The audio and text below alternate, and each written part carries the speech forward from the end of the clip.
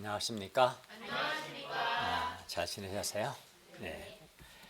오늘 말씀 제목은 깨어 자기 옷을 지키라입니다. 요절 16장 15절을 같이 읽겠습니다. 16장 15절 시작.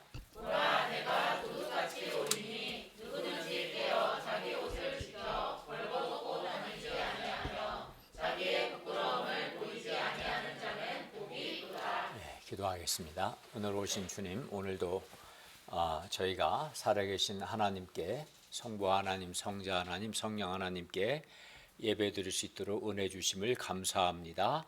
우리가 드리는 예배가 주님을 기쁘시게 하는 예배가 되게 하여 주십시오. 또 우리가 겸비한 마음으로 예배를 드리게 해주시고 주께서 주시는 주 용서의 은혜와 말씀의 은혜를 풍성히 누리도록 도와주십시오. 예수님의 이름으로 기도하였습니다. 아멘.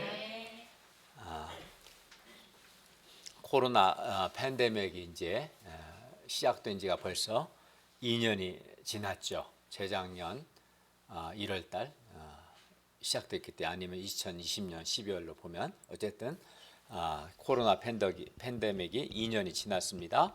이 과정에서 통계치를 며칠 전 통계치를 보니까 확진자가 전 세계적으로 몇 명인지 아세요? 3억 5천만 명. 우리나라 인구가 한 5천만 명 잡았는데 우리나라 인구의 7배가 넘는 숫자가 확진되었고, 세계적으로 560만 명이 넘는 사람들이 죽었습니다. 또 후유증으로 인해서 고통하는 사람들도 많고, 경제적으로도 많은 분들이 심각한 타격을 입었습니다. 그래서 폐업한 분도 아주 많고 빚더미에 오른 분도 많습니다. 그러면 이 코로나 팬데믹이 언제 끝날까요? 언제 끝날까요? 모르죠, 아무도. 과연 끝나기는 할까? 이런 생각이 듭니다. 많은 분들이 이 팬데믹의 마지막 끝을 기대하고 있습니다. 그래서 일상이 회복되기를 간절히 원합니다. 그런데 오늘 말씀은 7 대접재앙, 곧 마지막 재앙입니다. 그러니까 인 재앙부터 시작 인, 나팔, 대접재앙이 이어지는데 오늘 말씀은 7 대접재앙으로서 곧 마지막 재앙입니다. 여러분은 마지막 재앙이 있다는 것에 대해서 어떻게 생각합니까? 마지막 재앙이다. 마지막 재앙은 사탄의 세력에 대해서는 최종적인 심판을 의미하고, 하나님께 속한 사람들에게는 구원의 완성을 의미하기 때문에 마지막 재앙은 예수 믿는 우리에게는 기쁨이요 소망입니다. 그러면 이 마지막 재앙을 앞두고 우리가 어떻게 살아야 하는가 배울 수 있기를 기도합니다. 제1장 짐승과 그의 우상과 그의 이름의 수를 이기고 벗어난 사람들, 15장 1절에서 4절 말씀입니다. 우리는 14장에서, 특히 14장 8절에서 큰 성 바벨론이 무너질 것과, 그리고 짐승과 그의 우상에게 경배하고 짐승의 표를 받는 자는 불과 유황으로 고난을 받고 밤낮 쉼을 얻지 못할 것이라고 배웠습니다. 14장 10절 11절에서 배웠고요. 그런데 14장은 악의 세력의 최종적 심판에 대해서 간략하게 말한 것이고요. 오늘 15, 16장의 대접 심판은 악의 세력의 최종적 심판에 대해서 14장보다는 좀 더 자세하게 말씀합니다. 그리고 17장부터 20장은 악의 세력, 그 바벨론과 바벨론 배후의 두 짐승과 용, 즉 사탄과 사탄에게 속한 자들의 최종적 심판에 대해서 훨씬 더 자세하게 설명합니다. 이제 오늘 15장 1절을 보겠습니다. 한번 읽어볼까요? 시작. 또 하늘에 크고 이상한 다른 이적을 보매 일곱 천사가 일곱 재앙을 가졌으니 곧 마지막 재앙이라. 하나님의 진노가 이것으로 마치리로다.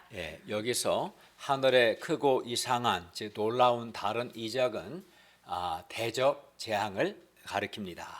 그리고 이 대접 재앙은 1절 말씀처럼 마지막 재앙입니다. 왜냐하면 대접 재앙으로 하나님의 진노가 마치기, 즉 끝나기 때문입니다.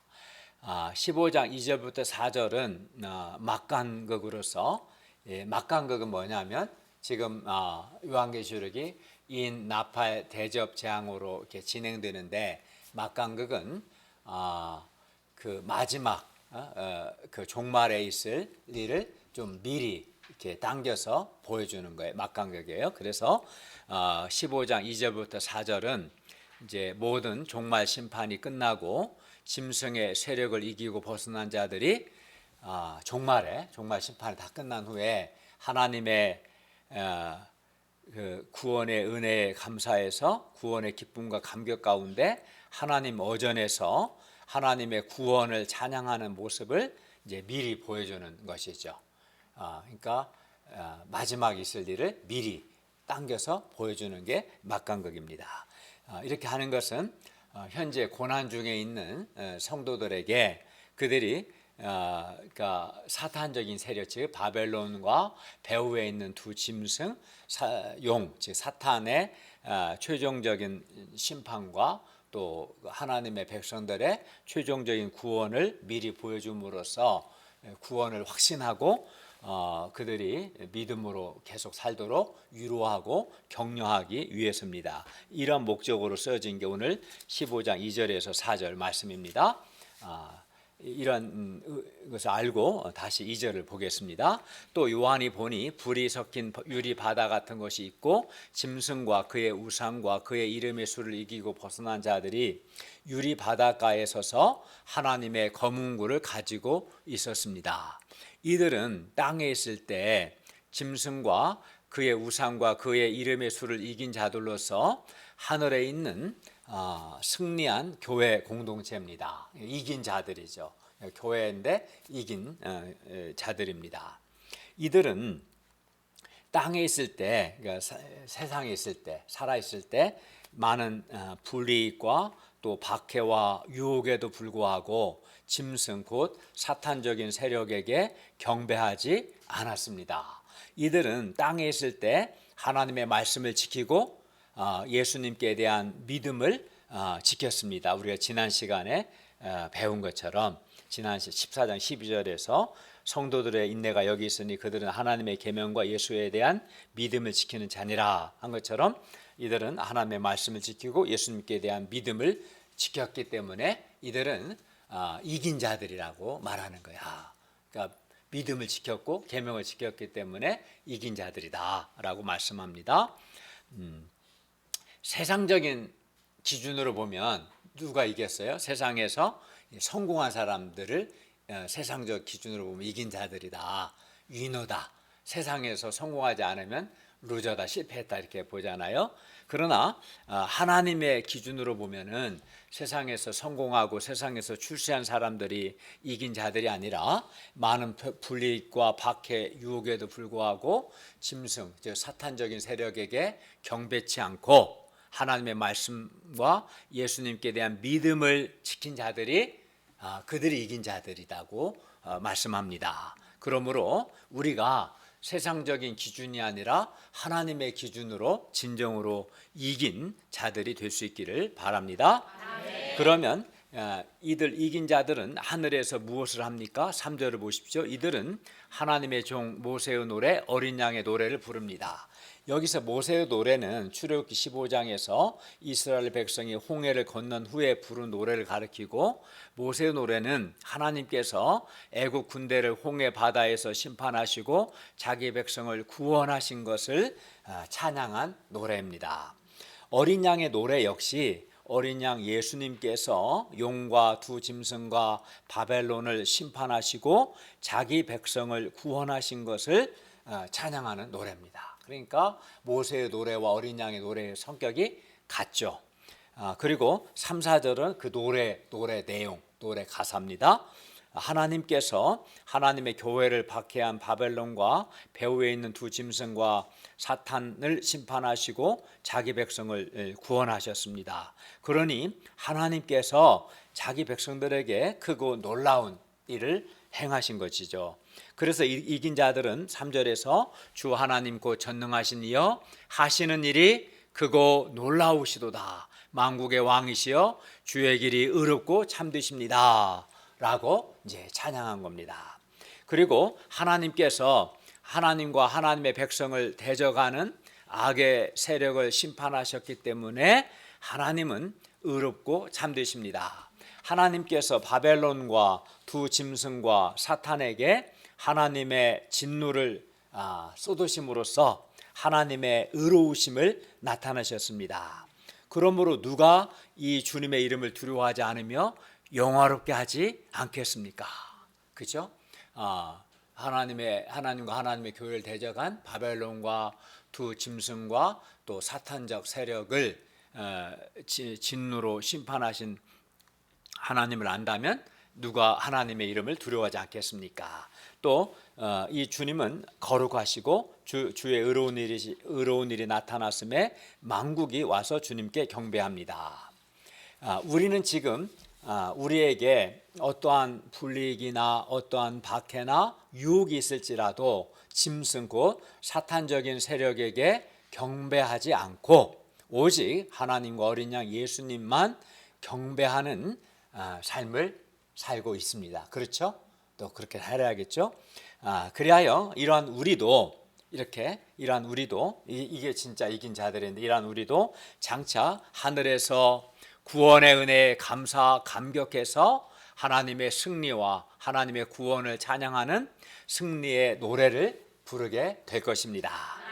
그러므로 우리가 이 소망 가운데 땅에서 살아있을 때 짐승 곧 사탄적 세력에게 경배하지 않고 하나님의 말씀과 예수께 대한 믿음을 지킬 수 있기를 기도합니다. 오직 하나님과 어린 양 예수님께만 경배하는 삶을 살 수 있기를 바랍니다. 우리가 그러한 삶을 살도록 격려하기 위해서 15장 2절에 4절은 종말에 있을 일을 우리에게 미리 보여주신 겁니다. 제2장 하나님의 진노의 7 대접을 땅에 쏟으라. 15장 5절에서 16장 21절 말씀입니다. 15장 5절부터 8절을 보십시오. 또 이 일 후에 요한이 보니 하늘의 증거 장막의 성전이 열리며 7 재앙을 가진 7 천사가 성전으로부터 나와 맑고 빛난 세마포 옷을 입고 가슴에 금띠를 띠고 있었습니다. 그리고 네 생물 중 하나가 영원토록 살아계신 하나님의 진노를 가득히 담은 금 대접 7을 그 7 천사들에게 주었습니다. 7 재앙을 가진 7 천사가 성전으로부터 나왔다는 것은 7 대접 재앙이 하나님으로부터 시작되었다. 하나님으로부터 시작되었다라는 뜻입니다. 그리고 영원토록 살아계신 하나님의 진노이죠. 7 대접 재앙은 영원토록 살아계신 하나님의 진노이고 게다가 하나님의 진노를 가득 담은 대접이기 때문에 대접 재앙은 아주 무섭습니다. 어떤 사람은 영적으로 무지해서 하나님의 진노를 하나님의 심판을 두려워하지 않고 가볍게 여깁니다. 하나님의 심판이 없다고 말하는 사람도 있고 까짓거 지옥 가겠다고 말하는 사람도 있습니다. 그러나 오늘 말씀을 보면 하나님의 진노는 영원토록 살아계신 하나님의 진노이기 때문에 아주 무섭고 그 진노는 영원합니다. 8절을 보십시오. 하나님의 영광과 능력으로 말미암아 성전의 연기가 가득 차매 7 천사의 7 재앙이 마치기까지는 이게 대접 재앙이겠죠. 성전에 능히 들어갈 자가 없더라. 여기서 7 재앙이 마치기까지는 성전에 능히 들어갈 자가 없다는 것은 누구도 하나님의 심판을 막을 수 없음을 의미합니다. 그러니까 하나님의 대접 재앙, 마지막 재앙이 이루어기 끝나기까지는 누구도 막을 수 없다라는 뜻이죠. 마지막 재앙, 7 대접 재앙이 시작되면 그 누구도 하나님의 심판을 막을 수 없습니다. 그만큼 하나님의 심판은 준엄합니다. 정말 준엄합니다. 무섭고 준엄합니다. 그렇기 때문에 마지막 재앙이 시작되기 전에 기회가 있을 때 회개해야 합니다. 마지막 재앙이 시작되기 전에 우리 죄를 위해 십자가에서 죽으시고 부활하신 예수님을 나의 하나님이요 나의 구원자로 믿고 예수님께 경배하는 삶을 살아야 합니다. 우리 신자들은 어떤 불이익이나 박해나 유혹에도 불구하고 바벨론이나 짐승과 같은 사탄적 세력에게 경배하지 않고 하나님의 계명과 예수께 대한 믿음을 지켜야 합니다. 그러면 이 마지막 재앙, 즉 대접 재앙이 누구에게 그리고 어떻게 임합니까? 16장은 대접 재앙의 내용입니다. 첫째 대접 재앙부터 일곱째 대접 재앙까지 내용입니다. 16장 1절을 보십시오. 성전에서 큰 음성이 나서 일곱 천사에게 너희는 가서 하나님의 진노의 일곱 대접을 땅에 쏟아라 했습니다. 그리고 여기서 땅은 문자적인 땅이 아니라 사탄의 통치 영역을 가리킵니다. 그래서 하나님의 진노의 일곱 대접을 땅에 쏟아라는 것은 사탄과 두 짐승과 바벨론과 또 사탄에게 속한 자들을 심판하라. 하나님 진노를 쏟아라는 것은 심판하라는 뜻입니다. 그러므로 하늘에 거하는 자들, 요한계시록에서 하늘에 거하는 자들은 하나님과 어린 양 예수께 속한 자들을 가리키는데 우리는 대접 재앙의 대상이 아닙니다. 그러니까 예수 믿는 우리는 결코 하나님의 진노나 하나님의 심판의 대상이 아닙니다. 땅에 사는 자들, 곧 사탄에게 속한 자들이 하나님의 진노를 가득히 담은 대접 재앙의 심판을 받습니다.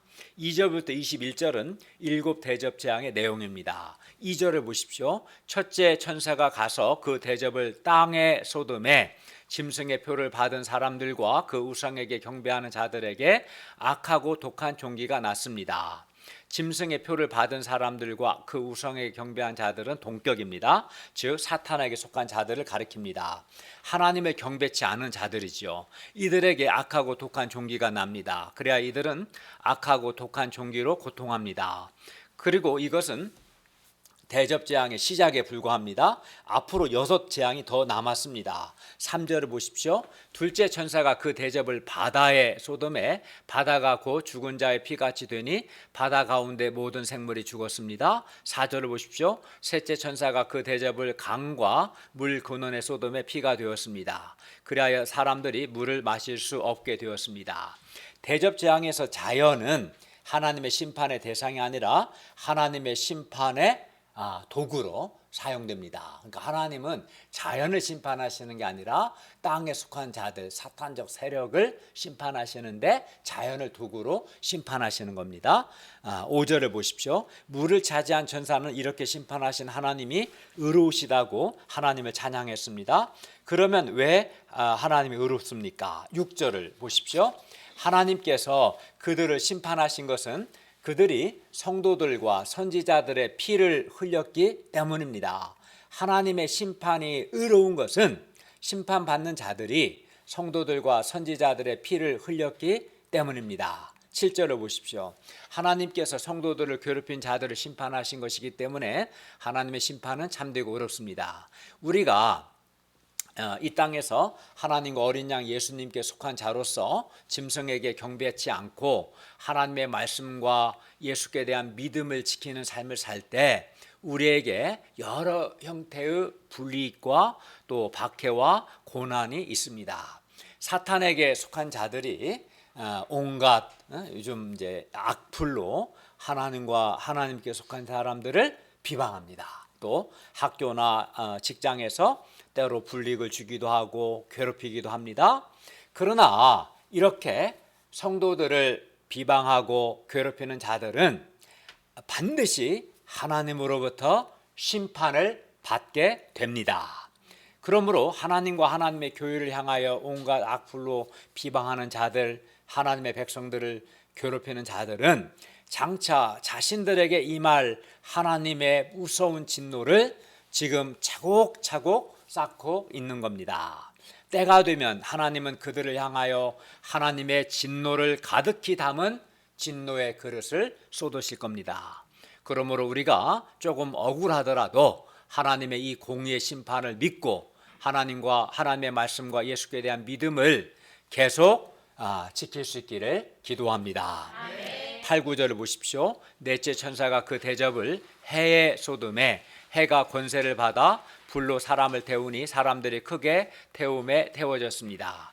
땅에 사는 자들은 화상을 입습니다. 그러나 이들은 이 재앙들을 행하는 권세 가지신 하나님의 이름을 비방하며 또 회개치 않고 주님께 영광을 돌리지 않았습니다. 이들이 이 재앙을 행하신 하나님을 비방하고 하나님께 영광 돌리지 않았다는 것은 이들이 짐승, 즉 사탄적 세력에게 속한 자들임을 말해줍니다. 이들은 더 이상 회개할 수 없는 지경에까지 이르게 되었습니다. 10절과 11절을 보십시오. 또 다섯째 천사가 그 대접을 짐승의 왕자에 쏟으니 그 나라가 곧 어두워지며 사람들이 아파서 혀를 깨물고 아픈 것과 종기로 말미암아 하늘의 하나님을 비방하고 그들의 행위를 회개하지 않았습니다. 12절부터 16절은 여섯째 대접 재앙입니다. 그런데 여섯째 대접이 쏟아진 후에 사탄의 세력에게 내려져야 하는 재앙이 즉각 실행되지 않고 종말 심판 제2단계 19장 11절부터 21장 8절이 이제 종말 그러니까 요한계시록에 보면 종말 심판이 제2단계로 되어 있어요. 4장부터 19장 10절까지가 1단계고 19장 11절부터 21장 8절까지가 2단계예요.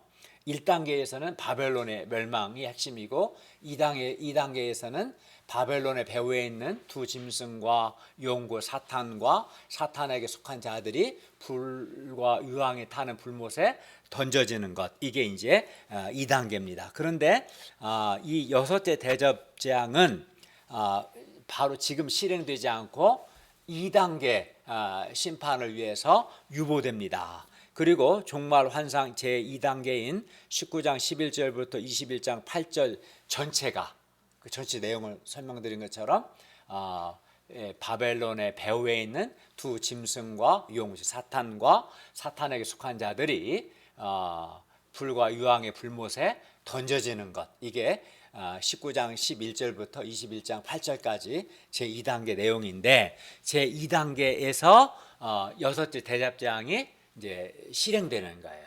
완성됩니다. 이해 가시죠? 그러니까 좀 독특하죠.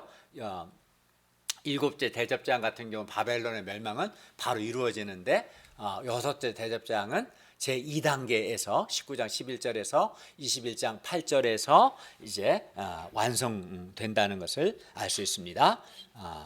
그래서 종말 환상 제2단계 즉 19장 11절부터 21장 8절은 바벨론 배후에 있었던 두 짐승과 사탄과 그리고 사탄적 세력을 따랐던 사람들이 불과 유황 불못에 던져지고 하나님의 교회는 승리하고 영광스럽게 된다는 내용입니다. 12절을 보십시오. 또 여섯째 천사가 그 대접을 큰 강 유브라데의 소돔에 강물이 말라서 동방에서 오는 왕들의 길이 예비되었습니다. 13, 14절을 보십시오. 새 더러운 영이 용의 입과 짐승의 입과 거짓 선지자 입에서 나왔습니다. 이들은 귀신의 영들입니다. 그리고 이 귀신의 영들은 이적을 행해서 온 천하 왕들에게 가서 하나님 곧 전능하신 이의 큰 나라에 있을 전쟁을 하려고 그들을 모았습니다. 16절을 보면 이 세 영이 히브리어로 아마겟돈이라 하는 곳으로 왕들을 모았습니다. 아마겟돈이란 히브리어로 하르 무깃도 라는 뜻이에요. 즉 하르는 산이고 무깃도는 지명인데 무깃도의 산 합성어입니다. 그게 이제 하르 마겟돈이죠. 하루 무깃도죠. 네. 그런데 이 무깃도란 지명은 구약 성경에서 전쟁과 심판과 관련하여 주로 사용됩니다. 특히 하나님을 대적하는 자들에 대한 심판 장소로 무깃도라는 지명이 사용돼요. 그래서 새 영이 아마겟돈이라는 곳으로 왕들을 모은다는 것은 장차 사탄적 세력이 하나님의 심판을 받을 것을 예고하는 의미입니다. 그러므로 16장 12절부터 16절의 이 전쟁은 먼저 3차 세계 대전과 같은 이런 물리적인 그런 전쟁이 아니라 재림하시는 예수님, 왜냐하면 예수님께서 19장 11절에 재림하시거든요. 재림하시는 예수님과 사탄적 세력과의 영적인 전쟁입니다. 왜냐하면 이 전쟁은 더러운 귀신들이 이적을 행해서 사람들을 미혹하여 하나님과 교회 공동체를 대적하게 하는 그런 성격의 전쟁이기 때문입니다. 나라와 나라의 전쟁이 아니라 귀신의 세력, 사탄적 세력이 이제 예수님과 싸우는 그런 싸움입니다. 다음으로 이 전쟁은 마지막인 예수님의 재림의 때에 일어납니다. 그러니까 여섯째 대접재앙은 예수님께서 재림하실 때 일어나는 거예요. 왜냐하면 이 전쟁은 14절에서 뭐라고 그랬어요? 하나님 곧 전능하신 이의 큰 날에 있을 전쟁이기 때문입니다. 그러므로 이 전쟁은 예수님께서 재림하실 때에 사탄과 예수님 사이에 있을 최후의 전쟁을 가리킵니다. 그리고 우리가 다음에 보게 될 19장 11절부터 21절과 20장 1절부터 15절을 보면 예수님의 재림의 때 있을 이 영적 전쟁에서 사탄적 세력은 두 짐승과 사탄은 또 사탄에게 속한 자들은 예수님에 의해서 철저히 패배하여 불못에 던져집니다. 그러니까 여섯째 대접재앙은 제2단계 19장 11절부터 21장 8절 사이에서 이제 실행되고 완성되죠. 나중에 그때 자세하게 내용을 살펴보겠습니다. 이 상을 통해 우리는 여섯째 대접재앙은 예수님께서 재림하실 때 일어날 최후의 영적 전쟁임을 배웠습니다. 그러면 우리는 어떻게 살아야 합니까? 15절을 다 같이 읽겠습니다. 시작.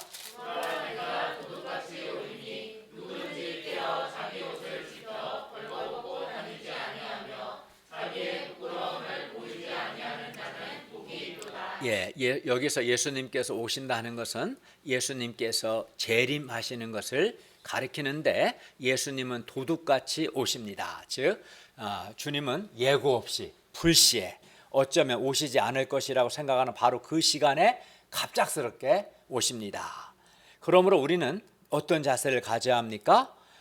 깨어 자기 옷을 지켜야 합니다. 여기서 옷은 그 사람의 신분과 정체성을 상징합니다. 의사는 흰 가운을 입고요. 판사는 법복을 입습니다. 군인은 군복을 입고 소방관은 소방복을 입습니다. 그래서 우리가 옷을 보면 그 사람이 어떤 사람인지 그의 신분과 그의 정체성을 알 수 있습니다. 그래서 옷을 지킨다는 것은 우리가 하나님과 예수님께 속한 자, 곧 신자라는 것, 신자의 신분과 신자의 정체성을 지키는 것을 의미합니다. 옷을 지킨다는 것은. 그러면 신자의 정체성이 무엇입니까? 우리가 지켜야 할 정체성이 뭡니까? 우리가 짐승, 곧 사탄적 세력을 경배하지 않고 하나님과 예수님께만 경배하고 예배하는 삶을 사는 것이 신자로서 우리가 지켜야 할 정체성입니다. 우리가 또 하나님의 말씀과 예수께 대한 믿음을 지키고 세속화되지 않고 거룩한 삶을 사는 것이 신자로서 우리가 지켜야 할 정체성입니다. 그러면 우리는 왜 깨어 옷을 지켜야 합니까? 왜 신자의 신분과 정체성을 지켜야 합니까? 왜냐하면 사탄적인 세력이 신자들의 옷을 빼앗으려고 하기 때문입니다. 사탄적 세력이 공격하는 것은 신자의 정체성입니다. 신자의 정체성을 공격합니다. 신자가 신자의 정체성을 지키지 못하도록 공격합니다. 용과 짐승과 거짓 선지자 입에서 나온 더러운 귀신들은 큰 이적을 행하여 사람들로 하여금 짐승에게 경배합니다. 그리고 짐승에게 경배한 사람은 그의 옷을 빼앗긴 사람들이죠. 신자로서의 정체성을 잃어버린 사람들이죠. 물리적 전쟁의 목표는 땅을 빼앗거나 또는 석유와 같은 자원을 빼앗는 것이 목표지만 영적 전쟁의 목표는 이런 땅이나 자원 빼앗는 게 아니라 신자들의 옷을 빼앗는 것, 즉 성도가 신자로서의 정체성을 지키지 못하게 하는 것이 영적 전쟁의 목표입니다. 그리고 성도들이 옷을 빼앗기면 벌거벗게 되어서 부끄러움을 당하게 됩니다. 1세기 당시 사탄적 세력은 성도들의 옷을 빼앗고자 했습니다. 그래서 예수님께서도 라오디게아 교회에게 경고하셨어요. 3장 18절에서 흰 옷을 사서 입어 벌거벗은 수치를 보이지 않게 하라. 옷을 빼앗기지 않도록 하라는 것이죠. 그런데 성도들의 옷을 빼앗고자 하는 이 사탄의 공격은 오늘날에도 계속됩니다. 사탄적 세력은 신자들로 하여금 하나님이 아닌 돈이나 물질이나 쾌락이나 세상 정욕에 무릎 꿇고 결국은 짐승을 경배하게 합니다. 그러니까 바벨론과 짐승의 배후에는 사탄이 있는데, 사탄은 이러한 쾌락이나 돈이나 세상 정욕 등을 통해서 사람들을 지배하고, 사람들이 하나님과 예수님께 경배하기보다 사탄적 세력에게 무릎을 꿇게 하는 거죠. 그리하여 교회가 사탄과의 이 영적 전쟁에서 패배하게 되면 교회는 어떻게 될까요? 교회는 정체성을 잃어버리고 세속화될 겁니다. 신자로서의 신분과 정체성을 상실하고 부끄럽게 됩니다. 우리는 주변에서 옷을 빼앗겨 벌거벗고 다니고 자기의 부끄러움을 보이는, 한마디로 옷을 빼앗긴 교회, 옷을 빼앗긴 신자들을 종종 봅니다. 하나님을 사랑하지 않고 하나님의 말씀대로 살지 않고 세상 정욕을 추구하는 세속화된 교회, 세속화된 신자가 옷을 빼앗긴 교회요, 옷을 빼앗긴 신자입니다. 즉 자기가 하나님께서 보시기에 옷을 빼앗기고 그래서 벌거벗고 다니는 줄도 모르고 자기의 부끄러움을 보이고 있는 것이죠. 그러므로 우리가 이 세상에서 절대로 양보하지 아니할 것은 신자로서 하나님과 예수께 속한 자로서의 우리의 신분과 우리의 정체성을 지키는 겁니다. 그리고 신자의 정체성의 핵심은 짐승에게 경배하지 않고 하나님과 예수님께만 경배하고 예배하는 것과 하나님의 말씀과 예수께 대한 믿음을 지키는 것, 이것이 신자가 지켜야 할 신자의 정체성입니다. 세상, 영어로 월드라고 하죠. 월드를 사랑하지 않고 말씀, 워드를 사랑하는 겁니다. 이런 걸 이제 언어 유희, 워드 플레이어라고 하죠. 월드, 세상을 사랑하지 않고 워드, 하나님의 말씀을 사랑하는 것이 신자의 정체성입니다. 그리고 이것이 깨어서 옷을 지키는 삶을 사는 것입니다. 그리고 이렇게 깨어 옷을 지킬 때, 즉 신자의 정체성을 지킬 때 예수님께서 언제 오시든 우리는 부끄러움을 당하지 않습니다. 뿐만 아니라 이렇게 깨어서 옷을 지킴으로 벌거벗고 다니지 아니하며 자기의 부끄러움을 보이지 아니하는 자가 복이 있습니다. 그러니까 옷을 빼앗긴 신자는 벌거벗고 다니는 자요, 자기의 부끄러움을 보이는 자죠. 그러나 자기 깨어서 옷을 지키는 자, 신자의 정체성을 지키는, 어떤 유혹과 어떤 박해가 있을지라도 사탄적 세력에게는 경배치 않고 오직 하나님과 어린 양 예수님께만 경배하고 하나님의 말씀을 지키고 예수께 대한 믿음을 지키는 것, 이게 이제 신자의 정체성을 지키는 사람이고, 이러한 사람이 주님의 인정과 주님의 칭찬을 받고 구원의 복을 누리는 행복한 사람입니다.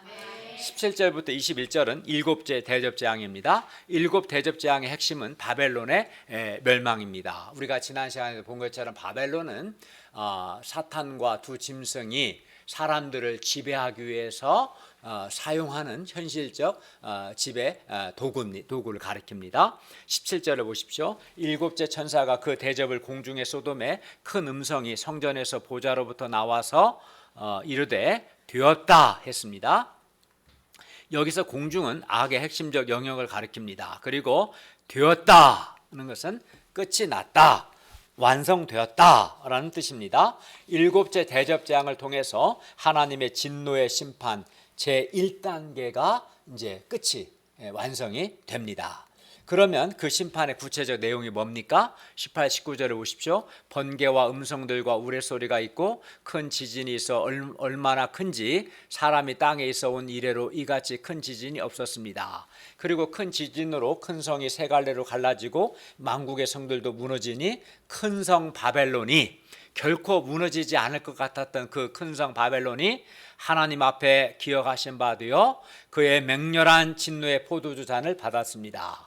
여기서 큰 성 바벨론은 짐승, 그 사탄적인 세력이 사람들을 지배하기 위해 선택한 현실적 도구인데, 요한계시록이 기록될 당시에는 하나님과 교회 공동체를 대적했던 로마 제국이 바벨론이었습니다. 바벨론은 짐승이 갈아입고 나타나는 옷 중 하나로서 바벨론은 과거뿐만 아니라 오늘날에도 존재합니다. 바벨론은 시대마다 계속 반복됩니다. 바벨론은 짐승의 현실 지배를 대표합니다. 오늘날은 그 돈을 가진 사람들, 또 그런 또 세상 권력을 가진 사람들, 이런 것들이 그 사탄적 세력이 사람들을 지배하기 위해 사용하는 오늘날의 바벨론이라고 할 수 있을 겁니다. 그런데 하나님과 교회 공동체를 대적하는 이런 큰 성 바벨론의 특징은 큰 성입니다. 큰 능력을 가지고 있죠. 그래서 사람들이 부러워하죠. 그러나 이 큰 성 바벨론이 세 갈래로 19절을 보면 갈라졌어요. 큰 성 바벨론이 무너졌습니다. 뿐만 아니라 큰 성 바벨론을 추종했던 만국의 성들 역시 무너졌습니다. 그러면 큰 성 바벨론이 왜 무너졌습니까? 이는 바벨론이 하나님 앞에 기억하신 바 되었기 때문입니다. 하나님은 하나님을 대적하고 성도들의 피를 흘린 바벨론의 죄를 기억하시고 바벨론이 맹렬한 진노의 포도주 잔을 받게 하셨습니다. 즉 맹렬한 심판을 받게 하셨습니다. 20절 21절을 보십시오. 각 섬도 없어지고 산악도 간데 없었습니다. 또 무게가 한 달란트 즉 60kg이나 되는 큰 우박이 하늘로부터 사람들에게 내림에 사람들이 그 우박의 재앙 때문에 하나님을 비방하니 그 재앙이 심히 컸기 때문입니다. 일곱째 대접 재앙으로 바벨론과 바벨론을 따른 만국의 성들과 바벨론에게 속한 사람들이 하나님의 심판을 받았습니다. 바벨론은 큰 성 바벨론이었어요. 큰 능력을 가졌어요. 많은 돈을 가졌고 세상 화려함을 가졌고 능력을 가졌고 그래서 결코 무너지지 않을 것 같고 그래서 많은 사람들이 하나님과 어린 양 예수님을 경배하지 않고 바벨론을 따르고 바벨론에게 굴복했는데 이 바벨론은 또 반편 바벨론은 박해나 또는 유혹으로 하나님의 교회를 핍박했는데 이 큰 성 바벨론이 심판을 받았습니다. 결론입니다. 하나님은 용 즉 사탄과 두 짐승과 바벨론과 그들에게 속한 자들을 심판하십니다. 그런데 이 심판은 하나님의 심판은 영원토록 살아계신 하나님의 심판이고 하나님의 진노가 가득히 담긴 대접 심판이기 때문에 하나님의 심판은 아주 무섭고 또한 영원합니다. 그러므로 마지막 재앙이 시작되기 전 지금 회개해야 합니다. 그런데 이 심판은 종말의 때 곧 예수님의 재림의 때에 이루어질 것입니다. 그리고 종말을 앞두고 용과 두 짐승과 바벨론은 이 사탄적 세력은 우리가 신자로서의 정체성을 지키지 못하게 마지막 공격을 합니다. 우리의 옷을 빼앗고자 합니다. 그러므로 우리가 말씀과 기도를 통해서 신앙적으로 깨어서 우리의 옷을 지킬 수 있기를 기도합니다. 그래야 진정으로 이기는 자들이 되길 바랍니다. 우리에게 어떤 불이익과 박해와 세상 정욕의 유혹이 있을지라도 우리가 하나님과 어린 양 예수님께만 경배하고 예배하는 삶을 살고 또 하나님의 말씀과 예수께 대한 믿음을 지킬 수 있기를 기도합니다. 이러한 사람들이 하나님의 기준으로 볼 때 진정으로 이기는 자들이고 종말의 구원의 기쁨과 감격을 누리게 될 것입니다. 기도하겠습니다.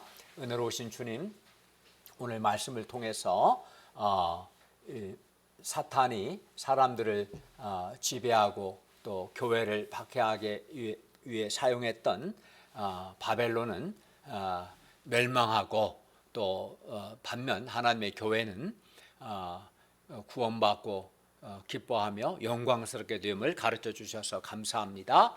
우리가 하나님께서 보시기에 옷을 빼앗기지 않는 신자의 신분과 정체성을 지키는 자들이 되게 해 주십시오. 어떤 경우에도 하나님과 우리 주 예수님만을 경배하고 예배하며 하나님의 말씀을 지키고 주님께 대한 믿음을 지키는 그리하여 진정으로 이기는 자들이 되어서 구원의 기쁨과 감격과 복을 누리게 하여 주시옵소서. 예수님의 이름으로 기도하였습니다. 아멘.